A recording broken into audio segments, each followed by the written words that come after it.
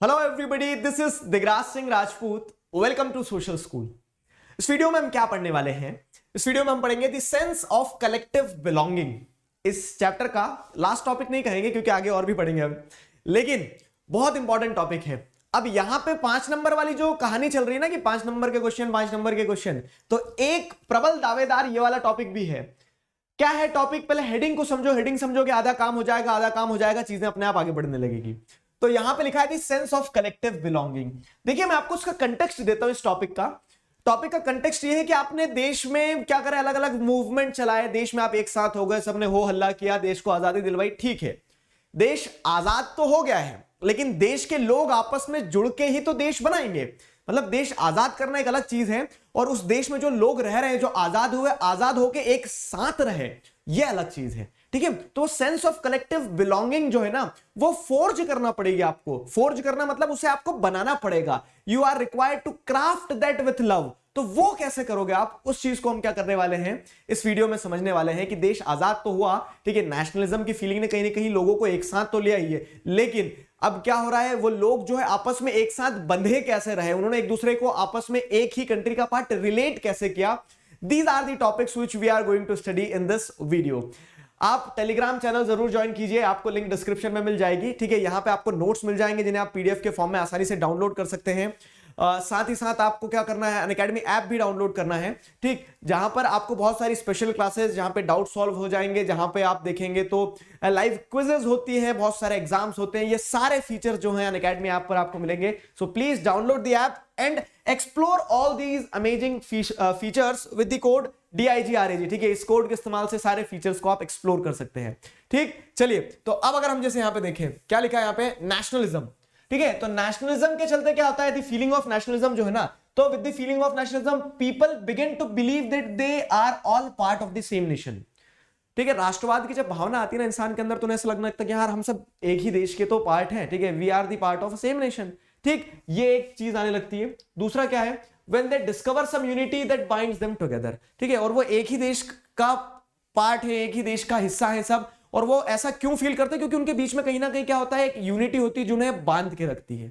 ठीक है, तो नेशनलिज्म कहीं ना कहीं यही चीज कर रही है, लोगों को एक नेशन का पार्ट फील करवाने लगती है, वो आपस में एक दूसरे से जुड़ा हुआ महसूस करने लगते हैं। अब ये सब कुछ होता कैसे है? ठीक है, ये सब कुछ होता कैसे है, सवाल यही है।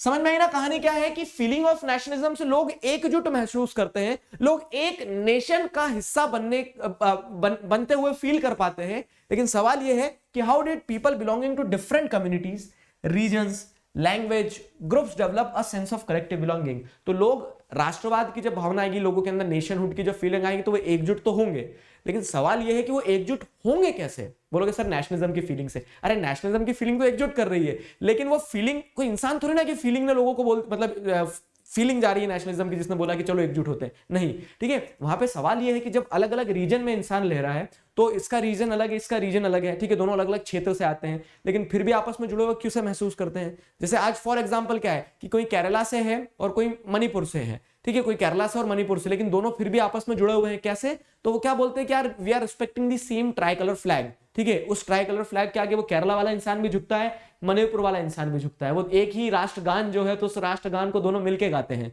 तो इस तरह से समझ में आ रहा है ना सवाल क्या बन रहा है यहाँ पे कि नेशनलिज्म की फीलिंग्स, हम इतना तो सीख गए अभी तक पूरे चैप्टर में, नेशनलिज्म नेशनलिज्म कि लोग एक नेशन का पार्ट बन जाते हैं। लेकिन सवाल यहां पर यह है, और देखो ये सवाल एग्जाम में भी आएगा, सवाल यहां पे यह है कि अलग अलग कम्युनिटीज, अलग अलग रीजन, लैंग्वेज, ग्रुप के जो लोग हैं, वो सेंस ऑफ कलेक्टिव बिलोंगिंग उनमें आपस में आती कैसे है? ठीक है, तो आफ्टर इंडिपेंडेंस या फिर during independence, how the sense of collective identity was created among the people.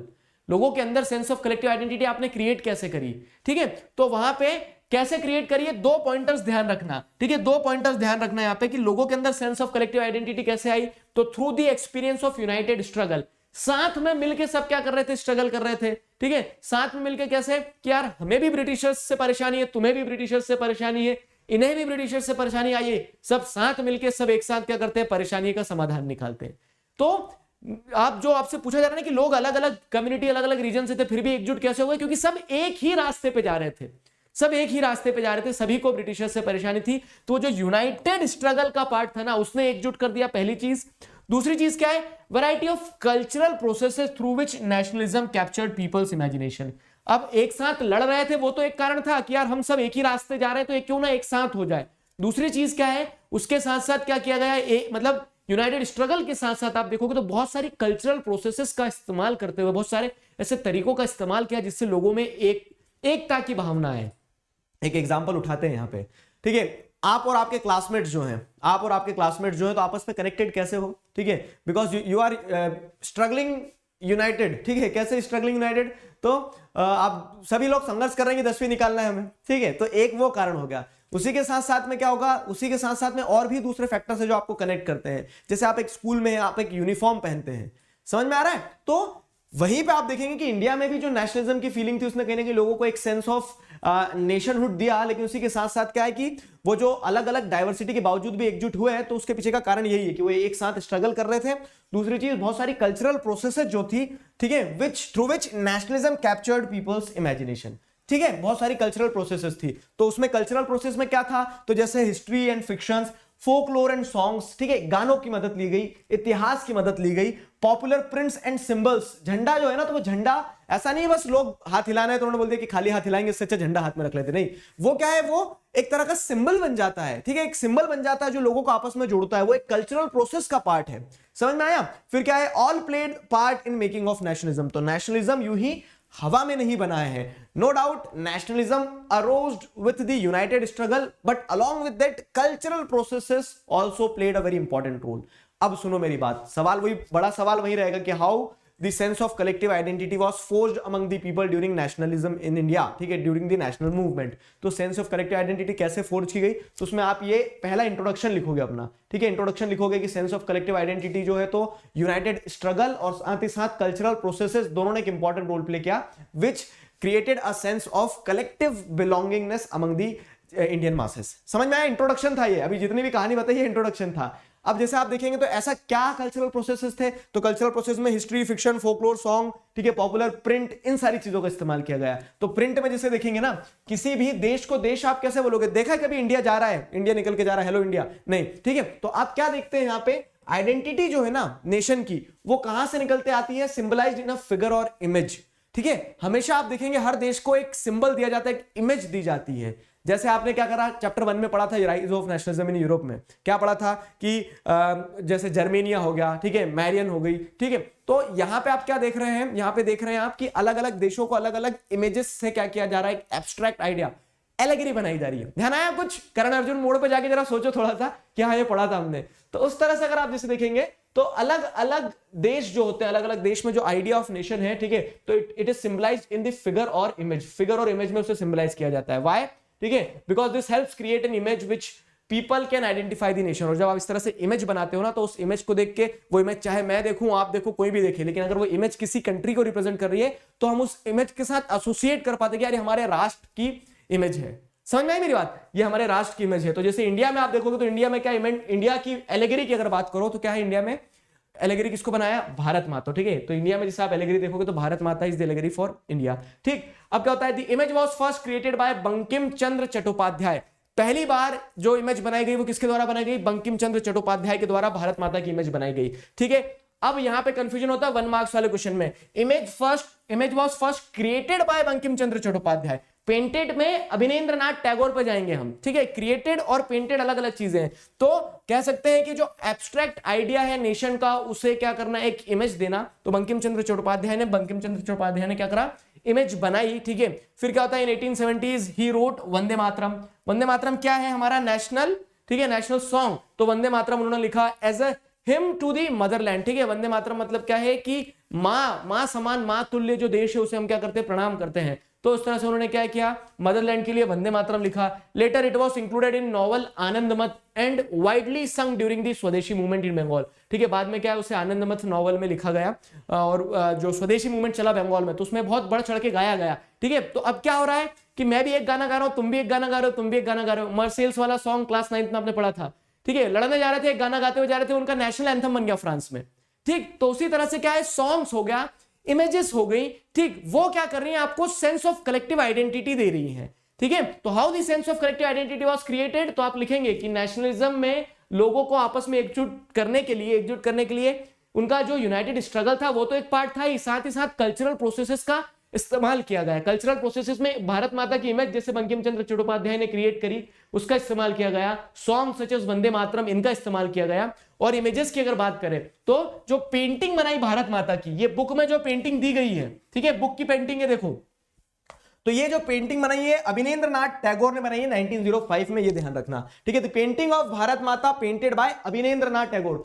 फिर बार बार जोर देके बोल रहा हूं कि who painted the image of Bharat माता, पेंटेड पूछा है तो अभिनेंद्रनाथ टैगोर लिखना है, हु क्रिएटेड में बंकिम चंद्र चट्टोपाध्याय लिखना है, ठीक है। और ये इमेज दे दी क्लियरली तो आपको ध्यान रखना है। अब Abanindranath Tagore painted this famous image of Bharat Mata. Bharat Mata is portrayed as an aesthetic figure, ठीक है। तो आप देखो तो संत की तरह दर्शाई गई, उनकी चारों भुजाओं में क्या है, चार अलग अलग चीजें हैं, माला है, कपड़ा सेल्फ रिलायंस को दर्शाता है, ग्रास जो है तो वो फार्मर्स को दर्शाती है, ठीक है। तो इस तरह से क्या है, उनकी एक एस्थेटिक इमेज बनाई गई, एक संत जैसी एक इमेज बनाई गई। शी इज काम, कंपोज्ड, डिवाइन एंड स्पिरिचुअल। तो काम, कंपोज्ड, डिवाइन, ठीक है, पीछे से उजाला निकलना मतलब क्या होता है, डिवाइन हो जाता है, ठीक है। तो डिवाइन, स्पिरिचुअल, ये सारी चीजों को दर्शाया गया। In subsequent years the image of Bharat Mata acquired many different forms as it circulated in popular prints and was painted by different artists। फिर क्या है, ओवर द ईयर आप जिस देखोगे तो अलग अलग तरह की इमेजेस बनी आपकी बुक में। पीछे वाले पेज पे भी एक इमेज है, उसमें जैसे आप देखेंगे तो उसमें हाथी भी है, शेर भी है, तो बहुत सारी अलग अलग तरह की भारत माता की इमेजेस जो है अलग अलग आर्टिस्ट के द्वारा बनाई गई और उसे सर्कुलेट किया गया। लेकिन पहली पेंटिंग जैसे अगर हम बात करें तो जो ये इमेज के बारे में बताया गया कि भारत माता की इमेज पेंट किसने करी थी, तो अभिनेंद्रनाथ टैगोर ने एस्थेटिक फिगर बनाया एक, फाइन। तो notice that mother figure here is shown as dispensing learning food clothing. तो देखो ये लर्निंग के लिए पोथी पन्ना भी है, क्लोथिंग भी है, फूड भी है, सारी चीजें। The mala in one hand emphasises aesthetic quality. माला है मतलब वो डिविनिटी को भी दर्शा रही है। Abanindranath Tagore like Ravi Varma before him tried to develop the style of paintings that could be seen as truly Indian। तो ये एकदम स्वदेशी पेंटिंग है, मतलब जैसे देखो ना आप उसमें इंडियन एसेंस आपको दिख रहा है, ठीक है, डिविनिटी का, एस्थेटिक कैरेक्टर, वो सारी चीजें। तो इस तरह से अभिनेंद्रनाथ टैगोर जो है उन्होंने पेंटिंग बनाई थी। क्वेश्चन आ जाता है, क्वेश्चन नैरो डाउन करके 2 नंबर में ये पूछ लिया, right the characteristics of the painting painted by Abanindranath Tagore. तो आप बताएंगे अभिनेंद्रनाथ टैगोर ने भारत माता की पेंटिंग बनाई 1905 में, ये सारी क्वालिटीज एट्रीब्यूट किए। Devotion to this mother figure came to be seen as an evidence of one's nationalism, ठीक है। और इस तरह से क्या है, हर इंसान के नेशनलिज्म को एसोसिएट किया जाने लगा किस चीज से, when you are devoting yourself to the mother figure, ठीक है। भारत माता की इमेज को सैक्रेड माना जाने लगा, पूजा तुल्य माने जाने लगा, ठीक। वैसे आप जैसे देखेंगे तो लीडर्स जो थे हमारे, तो यहां पे आप Jawaharlal Nehru and a popular print, तो Nehru is here shown holding the image of Bharat Mata and the map of India close to his heart. In a lot popular prints, nationalist leaders are shown offering their heads to Bharat Mata, ठीक है। The idea of sacrifice for the mother was powerful within popular imagination। तो जैसे आप देखोगे तो अब वो idea जो है, तो वो सिंबल, क्योंकि क्या आपने भारत माता से इंडिया को एसोसिएट करने लगे, लीडर्स के बहुत सारे ऐसे प्रिंट्स आने लगे जिसमें क्या आप एसोसिएट करने लगे भारत माता को कंट्री के साथ में, ठीक है। तो वो क्या है, अब जब आप इस तरह से एक इमेज कंस्ट्रक्ट कर देते हो तो people are associating themselves with that image, ठीक है। और वो सेंस ऑफ कलेक्टिव बिलोंगिंग, यार मेरे लिए भी वो माता, इनके लिए भी वो माता, आपके लिए भी वो माता, तो माता माता भारत माता, ठीक है। उस टाइप से क्या है, लोग एसोसिएट करने लगे, कनेक्टेड फील करने लगे, समझ में आया। फिर क्या है, आइडिया ऑफ नेशनलिज्म जो है, तो एक तो आपने क्या देख लिया, एक आपने देख लिया इमेजेस के थ्रू भारत माता की इमेज का एक एग्जांपल देख लिया आपने, एक तरीका, एक पॉइंट वो हो गया आपका।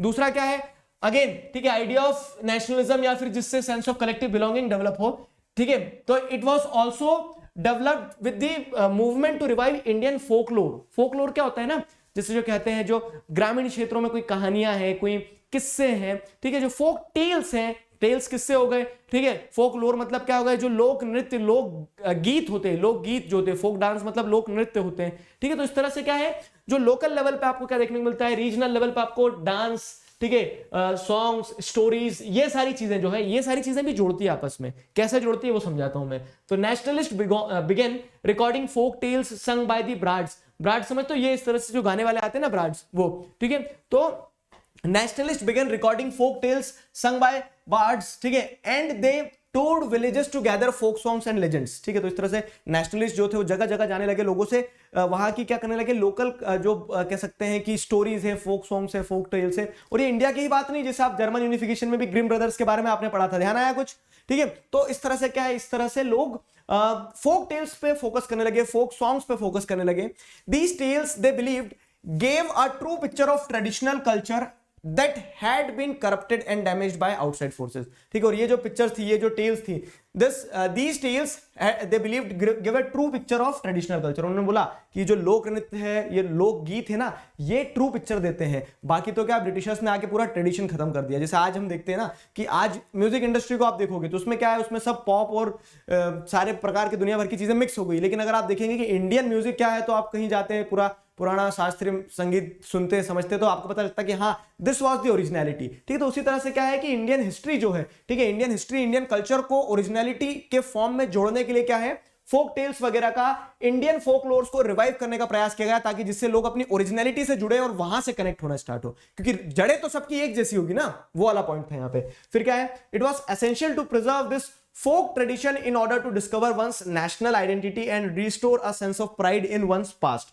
ठीक है, और ये जरूरी था ताकि क्या हो, हर इंसान जब अपनी जड़ों तक वापस जाएगा तो वो जड़ पे जाके तो सब एक हो जाते हैं। ठीक है, तो वहां से जुड़ा हुआ महसूस करेगा, जड़ से जुड़ा हुआ महसूस करेगा। ठीक, फिर क्या है, क्या प्रयास किए गए ऐसे, तो जैसे अगर आप देखेंगे बंगाल में रविंद्रनाथ टैगोर जो है, he himself began collecting ballads, nursery rhymes and myths and led the movement for folk revival. तो रविंद्रनाथ टैगोर खुद क्या करते थे, जो छोटी छोटी कहानियां थी, जो सॉन्ग्स थे, ठीक है, मिथ्स थे, मिथ्स मतलब क्या कि कुछ ऐसी, वैसे बोलते ना कि हाँ एक शेर हुआ करता था, शेर बात करता था। अभी तो लॉजिकल है, शेर बात नहीं करेगा, लेकिन उससे मैसेज जो निकलता है, उस मैसेज को पकड़ने लगे। ठीक है, आया समझ में। In Madras Natesa Sastri published a massive 4 volume collection of Tamil folk tales, ठीक है, the folklore of southern India. तो अब जैसे आप देखेंगे मद्रास में नितेशा शास्त्री जो है, तो उन्होंने क्या किया, जो सदर्न इंडिया की पूरी फोक टेल्स वगैरह थी, तो एक 4 वॉल्यूम की मोटी से एक बुक को कंपाइल किया और उसे नाम क्या दिया गया, the folklore of southern India. और उन्होंने क्या कमेंट्री दी इस पे, the most trustworthy manifestation of people's real thought and characteristic. ये लोगों के रियल थॉट और कैरेक्टरिस्टिक है, जो क्या है, जो over the period of time British empire के आने से क्या है, धूमिल हो गए। लेकिन this was the original Indian, ठीक है, this was the original Indian, this was the original masterpiece of India. ठीक है, आया समझ में। तो आप यहां पे क्या देख रहे हैं, एक बार चलो सारी चीज समेट लेते, बहुत सारा बता दिया मैंने। How the sense of collective identity, collective belonging was created. तो पहले आप इंट्रोडक्शन लिखेंगे, यूनाइटेड स्ट्रगल के साथ साथ कल्चरल प्रोसेसेस पे फोकस किया गया। तो उसमें कल्चरल प्रोसेस में इमेज बनाई गई भारत माता की, ठीक है, बंकिम चंद्र चट्टोपाध्याय, अवनींद्रनाथ टैगोर, इनके नाम ध्यान रखना है, भारत माता की कैरेक्टरिस्टिक ध्यान रखना है। फिर आपने क्या देखा, फोक टेल्स, फोक लोर्स पे फोकस किया गया, ताकि जो रिवाइवल हो सके एक तरह से इंडियन फोक लोर का। उसमें आप क्या दिखेंगे, तो उसमें आप जैसे देखेंगे कि रविंद्रनाथ टैगोर हो गए, नितिशा शास्त्री हो गए, इनका कंट्रीब्यूशन रहा कि इन्होंने खुद पर्सनल लेवल पे क्या किया, अलग अलग जगह जाके अपने इन सारे आप कह सकते हैं कि फोक कल्चर को कलेक्ट किया, गैदर किया। फिर उसी के साथ साथ में क्या है, उसी के 2 पॉइंट हो गए कि एक फोक टेल्स वगैरह पे फोकस किया गया, इमेजेस वगैरह पे फोकस किया गया। अब तीसरा क्या है, आइकन्स और सिंबल की मदद से भी यूनिटी लाई गई। जैसे आइकन्स और सिंबल क्या होते हैं, अब आइकन्स और सिंबल का एक एग्जांपल मैं आपको देता हूं। जैसे फॉर एग्जांपल क्या हो गया, झंडा जो है हमारा इंडिया का आज का, जो ट्राई कलर फ्लैग देखते हो आप, तो आप जो फीलिंग आपके मन में आएगी ना, आपके मन में इन द सेंस कि जो कश्मीर में किसी इंसान के मन में आएगी, जो उत्तर प्रदेश के किसी इंसान के मन में आएगी, जो मध्य प्रदेश के किसी इंसान के मन में आएगी, और जो केरला के किसी इंसान के मन में आएगी, और जो नागालैंड के किसी इंसान के मन में आएगी, सबके मन में जो फीलिंग आएगी उस झंडे को देखकर वो एक जैसी आएगी। तो ये क्या हो गया, एक सिंबल से, एक आइकन से आपने क्या कर लिया, आपने आपको जोड़ लिया है, सब आप एक आइकन से जुड़े हुए हैं। वही चीज यहां पे भी हुई है कि how to create a sense of collective belongingness. ठीक है, तो nationalist used icons and symbols in unifying people and inspiring in them a feeling of nationalism. Icons and symbols में जैसे आप क्या देखोगे, एक ट्राई कलर फ्लैग यूज किया गया था स्वदेशी मूवमेंट में। तो स्वदेशी मूवमेंट में जो ट्राई कलर फ्लैग यूज किया गया वो क्या चीज था, तो यहां पे देखो ध्यान रखना, स्वराज फ्लैग अलग है, स्वदेशी फ्लैग अलग है। स्वदेशी मूवमेंट का फ्लैग देखोगे तो वो ऐसा था, ट्राई कलर था, ग्रीन येलो रेड, और उसमें बीच में वंदे मातरम लिखा हुआ है। साथ ही साथ क्या है, उसमें ये कैरेक्टरिस्टिक बताई गई। क्वेश्चन ऐसा बन जाता कभी कभी 3 नंबर में, what were the characteristics of the स्वदेशी फ्लैग। अब बच्चे सोचते ये कहां था, ये तो पढ़ा ही नहीं। तो ये सेंस ऑफ कलेक्टिव बिलोंगिंगनेस कैसे फोर्ज की गई, उसके अंदर से एक क्वेश्चन निकल के आया। क्वेश्चन कहां से उठ के आ रहा, पहले वो आइडेंटिफाई करो। ठीक है, तो try colour flag used in स्वदेशी मूवमेंट। ठीक है, अब क्या है, a try colour flag red green and yellow was designed. ठीक है, एक रेड ग्रीन येलो कलर का एक ट्राई कलर फ्लैग बनाया गया। It had 8 lotuses representing 8 provinces of the British India. ठीक है, 8 लोटस है, 8 लोटस जो है, तो 8 के 8 क्या दर्शाते हैं, प्रोविंसेस को दर्शाते हैं। ठीक है, ये 8 प्रोविंस जो थे ना, 8 ब्रिटिश प्रोविंस वो दर्शाते हैं। अ क्रीसेंट मून, एक क्रीसेंट मून और रिप्रेजेंटिंग हिंदूज एंड मुस्लिम। तो मतलब एक ये क्रीसेंट है, crescent moon representing Hindus and Muslims, और यहाँ पे एक सन भी है। ठीक है, तो इस तरह से क्या है, आपको ये स्वदेशी फ्लैग देखने को मिलेगा। स्वदेशी फ्लैग के अलावा भी और क्या आइकन्स और सिंबल्स को इस्तेमाल किया गया था, वही, ठीक है। तो उसमें आप देखेंगे स्वराज फ्लैग बनाया गया महात्मा गांधी के द्वारा। स्वराज फ्लैग में क्या था, तो 1921 में आप जैसे देखेंगे जब नॉन कॉपरेशन मूवमेंट स्वराज के लिए आवाज उठाई गई, तो महात्मा गांधी ने एक डिजाइन किया फ्लैग जिसका नाम दिया Swaraj flag. Again try colour है, बीच में क्या है, चरखा है, ये उसकी कैरेक्टरिस्टिक हो गई। अब क्वेश्चन ये पूछा जा सकता है, what were the characteristics of the Swaraj flag. फिर वही बच्चे सोचते कहां से आया सवाल, तो सवाल कहां से आया वो पिन डाउन करना सीखो, ठीक। Had a spinning wheel in the centre representing the Gandhian ideal of self help, ठीक है। तो अब इसमें क्या है, बीच में आपको एक चरखा देखने को मिलेगा। ये चरखा क्या दर्शाता है, Gandhian idea of self help, ठीक है, कि खुद की मदद खुद से ही करना पड़ेगी। तो ये सेल्फ रिलायंस का सिंबल होता है। और इस तरह से सिंबल्स और आइकन को इस्तेमाल जब किया गया तो ये क्या बन गए, तो carrying the flag holding it aloft during marches become a symbol of defiance, ठीक है। तो ब्रिटिश राज को जो आप डिफाई कर रहे हो कि नहीं मानना है हमें तुम्हें, तो उसको आप कैसे जाके पत्थर थोड़ी मार दोगे, आप क्या करोगे, ऐसे झंडे लहराते हो, ठीक है। तो होल्डिंग अ फ्लैग जो है प्रोटेस्ट के समय पे वो क्या बन गया, सिंबल ऑफ डिफाइंस बन गया। क्यों, क्योंकि people used to associate themselves with those flags, those symbols and those icons. Is that clear, समझ में आई यहां तक चीजें। तो इस तरह से आइकन सिंबल्स यूज किया गया।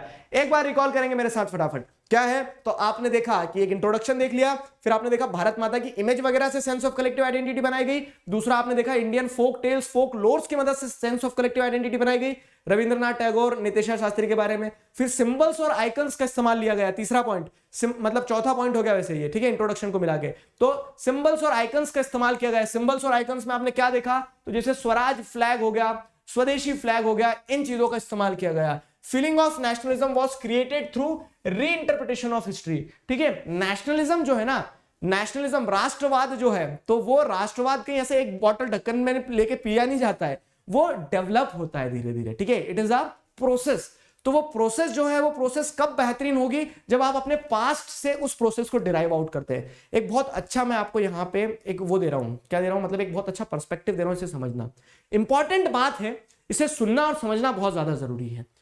कभी भी आप जैसे देखेंगे ना, किसी भी इंसान को आपको यह सिद्ध करना है कि तुम ये नहीं कर सकते हो, तो आप उसका पास्ट बिगाड़ दो। ब्रिटिशर्स इंडिया में आए, इंडिया में आके ब्रिटिशर्स ने रूल किया और उन्होंने सीधी सी बात क्या कही कि इंडियंस तो बैकवर्ड है, प्रिमिटिव है, उन्हें इतिहास उठा के देखो, उन्हें कुछ नहीं आता है, ठीक है, और हम देखो हम कितने मॉडर्नाइज हैं, हमारे यहाँ इंडस्ट्रीज है। ये जब बोला गया तो इंडियंस ने एक्सेप्ट कर लिया, ठीक है। इंडियंस के पास्ट को रीराइट कर दिया ब्रिटिशर्स ने, और उस कारण इंडियंस जीवन भर ये मान के बैठे रहे, मतलब जीवन भर इन द सेंस कि जब तक ब्रिटिश साम्राज्य रहा, ये मान के बैठे रहे कि हमसे नहीं बनेगा, हमसे नहीं हो पाएगा, हमारा पास्ट ही वैसा था। लेकिन अगर आप यही इंडियंस को बताएं कि आपका पास्ट क्या रहा है, ठीक है, जब ये लोग पत्ते लगा के घूमते थे ब्रिटिशर्स, उस समय पे हमारे यहाँ क्या हो रहा है, उस समय पे हमारे पे इंडस वैली सिविलाइजेशन जैसा एक बहुत बड़ा कह सकते हैं वर्ल्ड का अर्लीस्ट सिविलाइजेशन डेवलप हो चुका था, जहां पे ड्रेनेज सिस्टम था, जहां पे मार्केट था, जहां पे हर फैसिलिटी अवेलेबल थी। तो it's all about the past, ठीक है, how you are writing your history, ठीक है। तो हिस्ट्रीज कैन बी रीरिटन, ठीक है, and when histories are rewritten, ठीक है, तो यहां पे आपको क्या देखने को मिलता है, इधर दे क्रिएट्स एडवांटेज फॉर समवन और क्रिएट्स डिसएडवांटेज फॉर समवन। तो जिस इंसान को आप उसका इतिहास तोड़ मरोड़ के बता दोगे, उस इंसान के द्वारा वो चीजें एक्सेप्ट कर ली जाती है, ठीक है, कि हम तो ऐसे ही हैं, ठीक है। तो आदमी क्या करता है, अपनी उड़ानें कितनी होगी, अपनी उड़ानें तय करता है उसे जितनी बताई जाती है उस पर। जबकि पास्ट देखोगे तो एक ग्लोरीफाइड पास्ट रहा था इंडिया का, लेकिन ब्रिटिशर्स ने क्या करा, उसको पूरी तरह से डेटोरिएट कर दिया, एजुकेशन सिस्टम को खत्म कर दिया, और इसी के चलते लोग अपने आप को गुलाम समझ के बैठे थे। लेकिन इंडियन नेशनलिस्ट ने इस नस को पकड़ा। इंडियन नेशनलिस्ट ने कहा कि ऐसे बदलाव नहीं आएगा, बदलाव जब आएगा जब हम लोगों को याद दिलाएंगे, ठीक है। हनुमान जी के अंदर पोटेंशियल बहुत थी, लेकिन जब तक जामवंत उन्हें याद नहीं दिलाएंगे, हनुमान जी कैसे उड़ के जाएंगे, ठीक है। तो वही चीज यहां पे होती है कि feeling of nationalism was created through reinterpretation of history। History को रीराइट किया गया, रीराइट नहीं किया गया, जो बिगाड़ा गया था उसे सुधारा गया, ठीक है, जो गलत था उसे वापस सही किया गया। ये एक बहुत इंपॉर्टेंट पार्ट रहा फीलिंग ऑफ नेशनलिज्म इन्फ्यूज करने वाली प्रोसेस में, किसका, इंडियन नेशनल मूवमेंट में। सेंस ऑफ कलेक्टिव बिलोंगिंग के लिए आपने क्या किया, हिस्ट्री को बताया कि क्या इतिहास रहा था, ठीक है। का सुविचात रहो बलवाना, पवन तनय बल पवन समाना, मतलब जैसे याद दिलाना पड़ता ना कि आपके अंदर बहुत पोटेंशियल है, तो वही पोटेंशियल याद दिलवाई इंडियन नेशनल मूवमेंट में, ताकि लोग आवाज उठा सके ब्रिटिश प्रोविंसेस के, ब्रिटिश पावर्स के सामने, ठीक है। तो many Indians began feeling that to instil a sense of pride in the nation, Indian history had to be thought about differently, ठीक है। Thought about differently. यहां पे आपको क्या चीज है, यहां पे समझना होगा कि इंडियन हिस्ट्री को जैसा बताया जा रहा है वैसा नहीं है, आपको दूसरे तरीके से सोचना पड़ेगा। Indian history is required to be thought about differently. Why?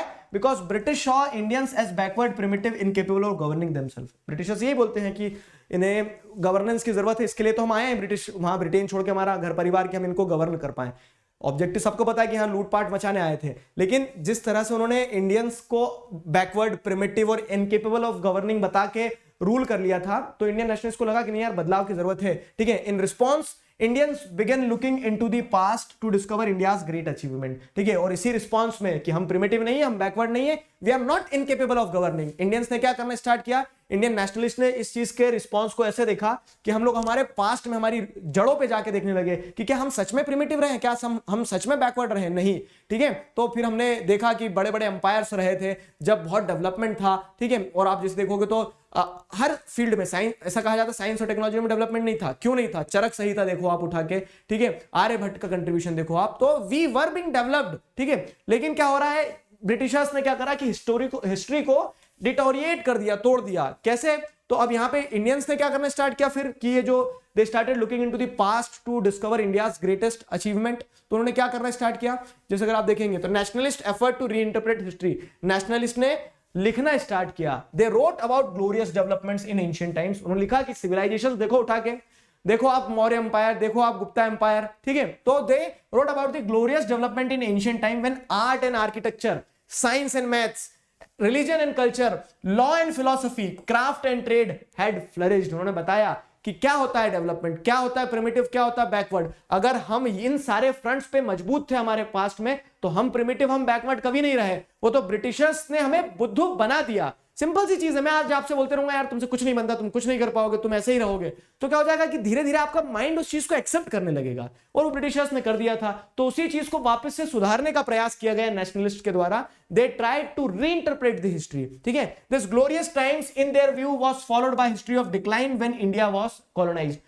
तो इंडियन नेशनलिस्ट ने भी बोला कि ग्लोरियस टाइम के ऊपर क्या हो गया, काली बादल मंडरा गए हैं। अब वो काले बादल मंडरा गए हैं तो हमें उम्मीद रखना होगा कि एक दिन बादल छटेंगे भी। ठीक है, इस तरह से लोगों के अंदर जोश भरा गया कि भैया उठो। ठीक है, अब क्या होता है, नेशनलिस्ट हिस्ट्रीज, ठीक है, nationalist histories are urge the readers to take pride in India's great achievements in the past and struggle to change the miserable conditions of life under British rule. तो नेशनलिस्ट हिस्ट्रीज जो थे उन लोगों ने बोला कि उठ जाओ, ठीक है, अपने पास्ट को रिकॉल करो, तुम क्या थे, और वहां से जंप लगाओ फिर वापस। ठीक है, ठीक है, they struggle to change the miserable condition of life under the British rule. ठीक है, ब्रिटिश रूल के अंदर जो हमारी स्थिति बिगड़ी है वो हमेशा बिगड़ी रहे जरूरी नहीं ना, तो उसको बदलाओ। ठीक है, उसमें बदलाव लाओ। अब देखो ये क्या था, जो अब मैं आपको यहाँ पे सारी चीजें एक बार कनेक्ट करवा दूंगा, लेकिन अभी ये पॉइंट समझ लो। तो इस तरह से जब हिस्ट्री को रीइंटरप्रेट करने की कोशिश की गई ना, तो बहुत अच्छी बात है कि रीइंटरप्रेट करके आप क्या कर लोगे, लोगों के अंदर एक सेंस ऑफ प्राइड, एक sense of collective belonging, a sense of motivation to move ahead ला के दोगे। लेकिन उसमें एक चैलेंज ये था कि when the past being glorified was Hindu, when the images celebrated were drawn from Hindu iconography, ठीक है, then people of other community felt left out। लेकिन जब आप इंडियन हिस्ट्री को रीइंटरप्रेट कर रहे हैं और इंडियन हिस्ट्री को आप पूरा हिंदू हिस्ट्री बता रहे हैं, विच वॉज हिंदू हिस्ट्री, ठीक है, तो आप जैसे देखेंगे इंडियन हिस्ट्री को जब आप क्या करने लगे, पास्ट को ग्लोरीफाई कर रहे हैं, उसमें जो कैरेक्टर्स लिए जा रहे हैं वो हिंदू रिलीजन से लिए जा रहे हैं। ठीक है, जैसे अगर आप देखेंगे जो ग्लोरीफाई हो रहा है वो हिंदू हो रहा है, हिंदू आइकोनोग्राफी मतलब हिंदू आइकन्स निकल के आ रहे हैं। तो इसके चलते दूसरे धर्म के लोग थे ना, तो दे फेल्ट लेफ्ट आउट। उन्हें बोला कि हाँ वो तो सही है, लेकिन हमें कहां से इंस्पिरेशन मिलेगी। तो दूसरे जो धर्म के लोग थे, तो एट टाइम्स क्या हो रहे थे कि वो इस तरह की सेंस ऑफ कलेक्टिव आइडेंटिटी, इस तरह की सेंस ऑफ कलेक्टिव बिलोंगिंग को जब डेवलप किया जा रहा था तो उसमें लेफ्ट आउट हो जा रहे थे। ठीक है, चलो भैया, तो अभी क्या होता है, हमारा टॉपिक यहां पे कंप्लीट होता है। एक बार रिकॉल करेंगे। देखो क्वेश्चन सीधा 5 नंबर का बनेगा, मैं आपको 10 सेकंड में बता रहा हूं कि क्या लिखना है। सिंपल सी चीज है, एक इंट्रोडक्शन लिखेंगे आप कि किस तरह से sense of collective identity develop किया गया। तो यूनाइटेड स्ट्रगल के साथ साथ में क्या था, सेंस मतलब आप देखेंगे तो कल्चरल प्रोसेसेस पे फोकस किया गया। क्या कल्चरल प्रोसेसेस थी, तो एक इंट्रोडक्शन दे दिया आपने। अब 4 पॉइंट्स क्या लिखेंगे आप, पहला लिखेंगे आप भारत माता की इमेज वाले कंटेक्स्ट में, दूसरा फोक टेल्स फोक लोर्स वाले कंटेक्स्ट में, तीसरा लिखेंगे आप आइकन्स एंड सिंबल्स जो अलग अलग फ्लैग थे, स्वदेशी स्वराज, और चौथा लिखेंगे आप री इंटरप्रिटेशन ऑफ हिस्ट्री। तो ये आपका बन गया 5 नंबर का सीधा सा एक आंसर, मस्त वाला। ठीक है, तो मैं उम्मीद करता हूं यहां तक आपको चीजें समझ में आई है। अभी क्या करते हैं, इस वीडियो को हम यहां पे पूर्ण विराम देते हैं। 1-2 टॉपिक और बचे हैं जिसमें एक कंक्लूजन और एक क्विट इंडिया मूवमेंट है, उन्हें नेक्स्ट वीडियोस में पढ़ते हैं और चैप्टर को फिर कंप्लीट करते हैं। Till then stay connected, keep learning, signing off with this together we can we will. Thank you very much.